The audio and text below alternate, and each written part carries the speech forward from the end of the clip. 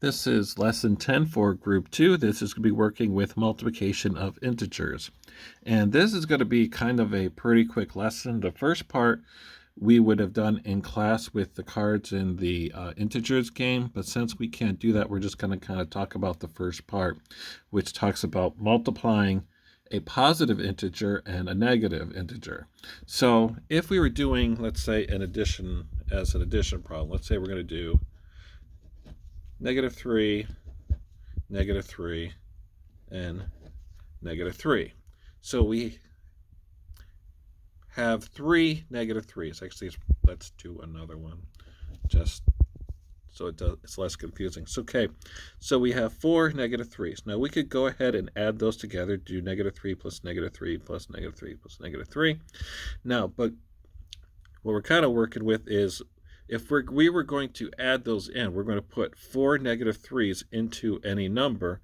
How would that affect the number? Meaning, if we had, let's say, the number 6, and then I added -3, -3, -3, and -3, what effect would that have on the final number? Well, hopefully you know that the number would go down 3 or 3 to the left on the number line for each of the 3's. So when we do a multiplication problem, the first number, even though we think about them as pretty much being interchangeable, because we know that, let's say, if I wrote 4 times 3, that equals 12, and 3 times 4, well, that also equals 12. Even though they have the same answer, they are different.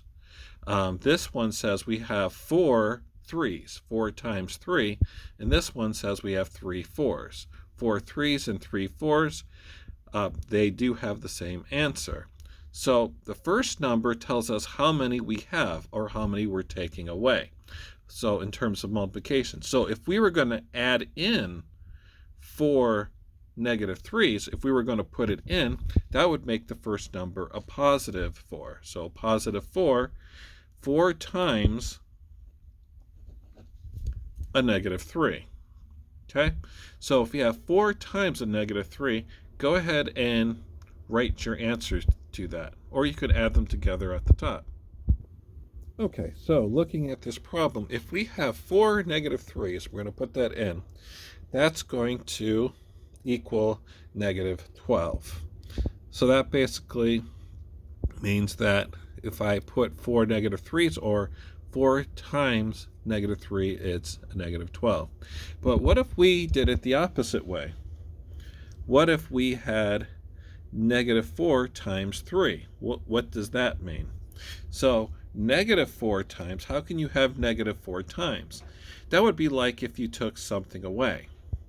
So -4, let's just say times 3. So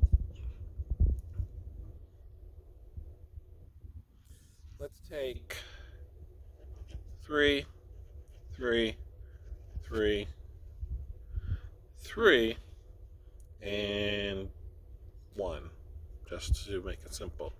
Okay, so we have 3, 3, 3, 3, and 1. These are 4 3's, which is 12, and one more is 13. Now, a -4 times means, what if we took these 3's away? What if we took those positive 3's away? How would that impact the number? Right now, we have 13. If I take all of these out, I mean -4 times, taking away 4 3's, how does that impact the number? Well, we had 13, now we're left with 1. So what happened is the value went down. So the answer to this one is also a -12. And a simple way to remember this is that if you have a positive and negative number in a multiplication problem, that you're going to get a negative answer. So what if you had more than one number? What if you had -4 times 3 times -2? So that's 3 different numbers. Well, you can't multiply more than one number at a time. So you would take the first two, so -4 times 3 Negative times a positive is negative 12. And then we have negative 2 left, which we haven't talked about yet. So negative 12 times negative 2. So that's going to be the next one we're going to talk about. And they do it slightly different in the book, but I think just learning the rules is actually a whole lot easier than what they want to tell you. So the basic rule is if you have a positive times negative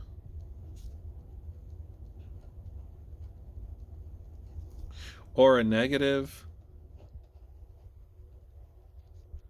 times positive, these two equal a negative answer.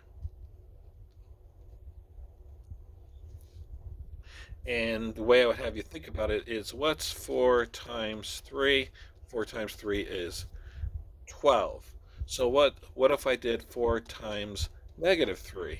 Well, negative 3 is the opposite of 3.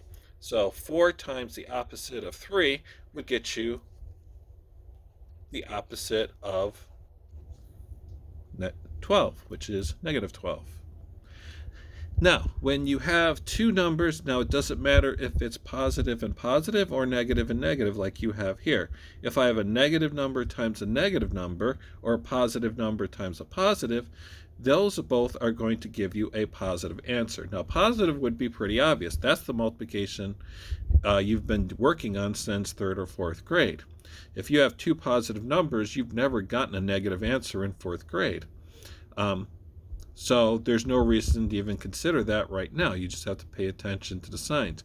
So 3 times 4 and 4 times 3, if they're both positive, you get a positive answer. Now the one that doesn't seem to make sense is when you have two negatives. So we have negative 12 and we have negative 2.